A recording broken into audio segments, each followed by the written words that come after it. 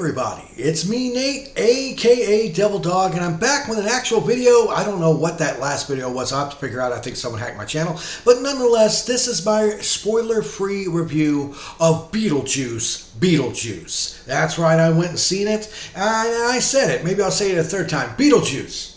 No Michael Keaton? Oh, that would just be awesome. Could you imagine that? But nonetheless, this is my spoiler-free review of what I think of Beetlejuice Beetlejuice. First of all, this is 16 years after the original hit that came out God knows how long ago, and they originally planned a sequel that was supposed to be called Beetlejuice Goes to Hawaii. Yeah, look it up, it's true. But this one has pretty much all the returning cast members coming back, except for the pedophile, where we have Monica Bellucci, I probably say her name wrong, William Dafoe is in this, Winona Ryder, Michael Keaton, of course, and Catherine O'Hara, along several other people. Honestly, I think it's really a cool movie. Now, as for the overall plot of this, it apparently takes place 36 years after the end of the first movie, where Winona Ryder's character is now on this talk show where she can see ghosts, and she goes to haunted houses, and she does like this ghost hunter bullcrap to make money. And along the way, she starts seeing Beetlejuice appear around her and stuff. And all kinds of stuff ensues. Like I said, I'm not going to spoil this until the end of the video. Now, honestly, I have to say some things about this movie.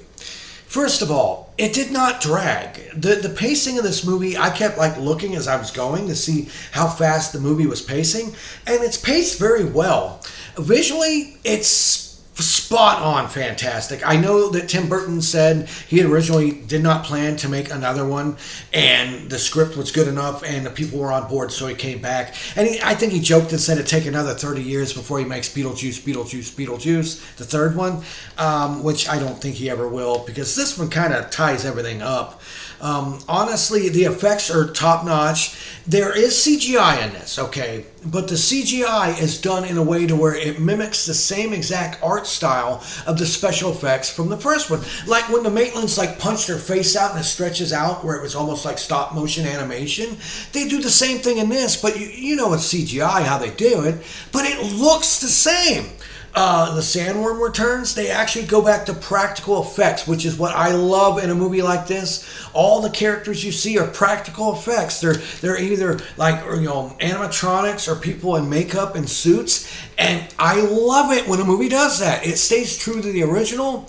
They go back to the original town they filmed the first movie in, and it looks just as great as ever. And, you know, like the basic plot of this is after the husband dies, because let's be honest, Jeffrey, whatever his name was not a good guy, so they wrote his character out of this movie.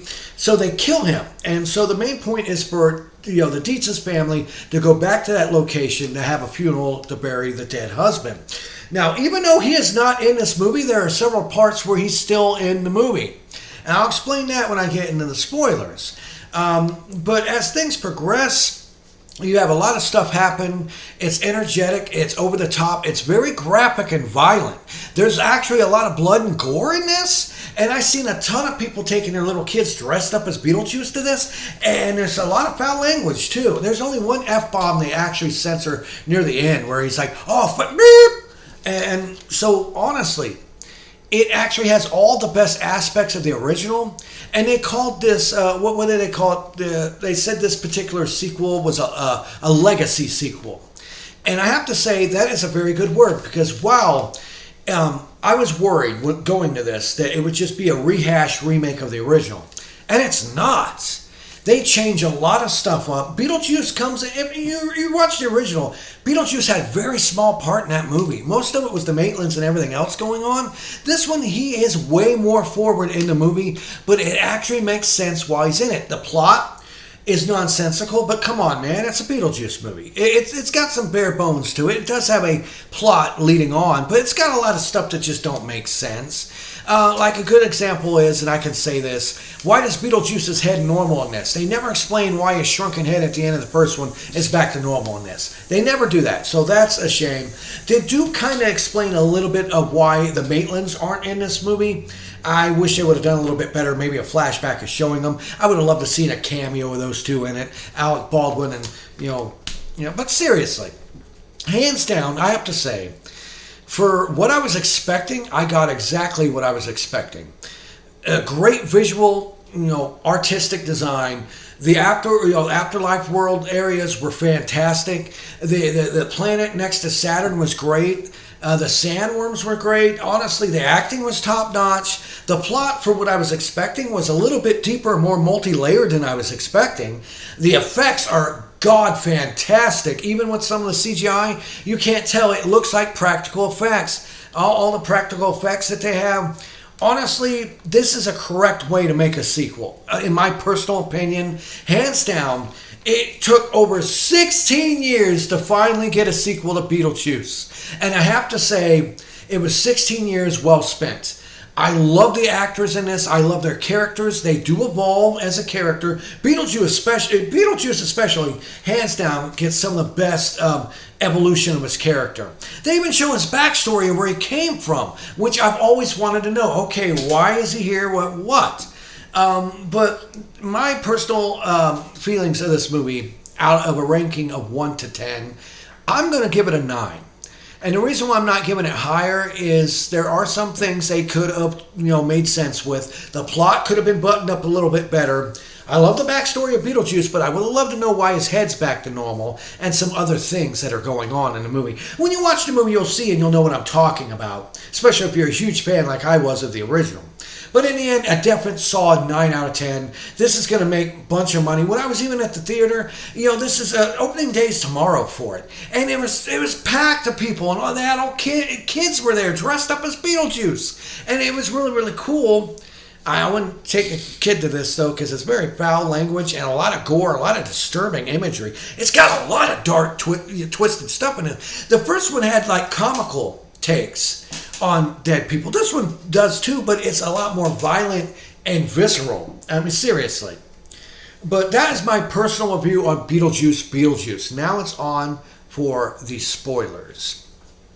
So if you haven't seen the movie yet, this is the part where you'll want to pause it and come back later and watch the rest of my video, okay? And that way you can compare and say if you agree or disagree with me on this.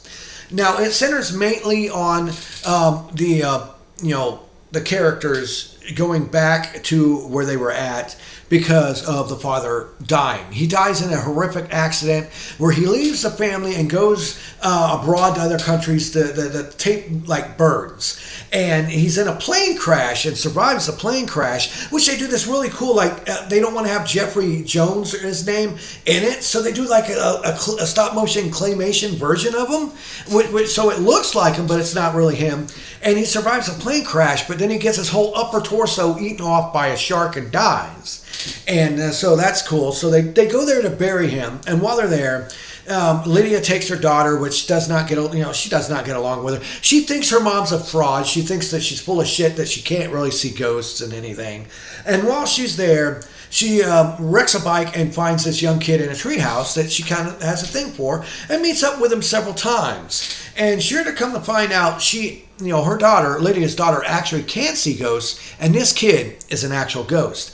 Now, Lydia's daughter, played by Janet Ortega, she didn't believe her because she's like, oh, you can see all these ghosts, but you can't see my dead father, because her father got killed, got eaten alive by piranhas. And, she meets up with this kid, turns out to be a ghost, and he basically tricks her because when you die, everyone who dies gets that book, recently deceased. And in there, he tricks her in there reading this passage to allow her to go into the afterlife on the promise of meeting and seeing her father again. But it's just a trick because he wants to come back to life and he knows has to swap souls. So he lies to her and tricks her in there to where she reads this passage, goes in there, and he gets a special stamp to where he can come back from the dead, and in her soul goes on to Soul Train, baby! Woo! Soul Train! Which is pretty cool as well. So basically, Lydia realizes that her daughter is in deep trouble and decides, even though she doesn't want to, she calls on the help of Beetlejuice and promises him, if you help me save my daughter, I'll marry you. Just like the first movie, I'll actually marry you. Now, at the same time, there's this janitor played by Danny DeVito who accidentally knocks over some boxes, and it turns out that they bust open. Now, Danny DeVito's character was a janitor that died by drinking varnish. Even when he drinks it, it melts to his neck. It's really cool and gross. And he basically knocks over these boxes that has the body parts of Beetlejuice's wife that he chopped up and murdered. You know, from the first movie where he had that finger with the ring on it, she meant nothing to me, baby. She meant nothing to me, baby. It's her. And she literally uses a staple gun to staple her whole body back together, including the side of her face, her arms, her fingers, and everything, to go after Beetlejuice, because she is known as a soul sucker. Because a long time ago, when Beetlejuice was actually a human person, he was a grave robber back in the like 1700s or something. And he met this woman and fell in love, and she tried to trick him by having him drink poison to kill him. And he was able to chop her up and kill her before he died. So that's why he becomes Beetlejuice. It's because his wife at the time killed him with poison, but he was able to chop her up. So she's on a rampage to get back at him, and since she's a soul sucker, she's going around sucking the souls of all these people, killing them, even in the afterlife, because you can die, but if you die in the afterlife, that's it. You don't come back at all.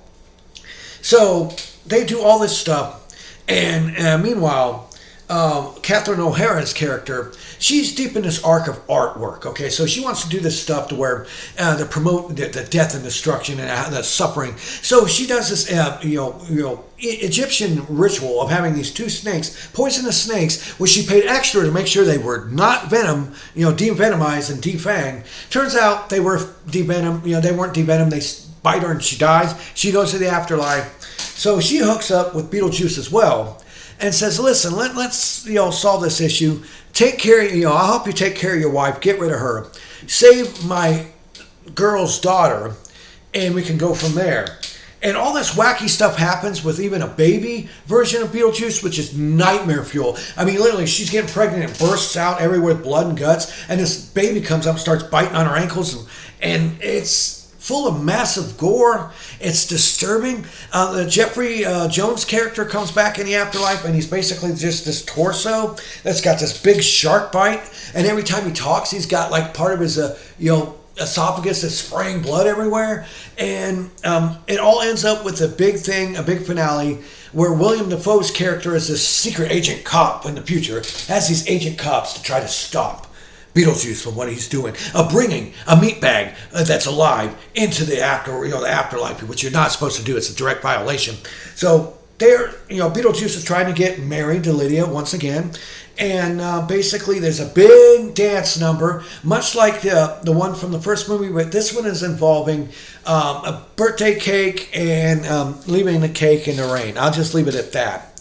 But naturally, stuff don't work out as well, and Beetlejuice's wife shows up, ex-wife, and they are able to trick them into having a sandworm come and eat them. It's one of the few things that's very similar to the first movie, but it's got enough differences to where I don't think anyone's going to complain. Hands down, the plot is sporadic. It is a lot of stuff going on at once, a lot of different plot threads that are overlapping, and it's not really the best story, but it's actually way more intense than the first movie ever was. And it has a lot more Beetlejuice in it, a lot more practical effects, a lot more of the afterlife. And the only thing I have to say is I'm disappointed in the Maitlands. The only thing they said is they found a loophole that allowed the Maitlands to go into the afterlife. I wish they would have actually explained that bit more, but I do love the fact that they actually showed where Beetlejuice's character came from and what happened to him and how he had his wife and everything. But in the end, like I said, I give this a 9 out of 10.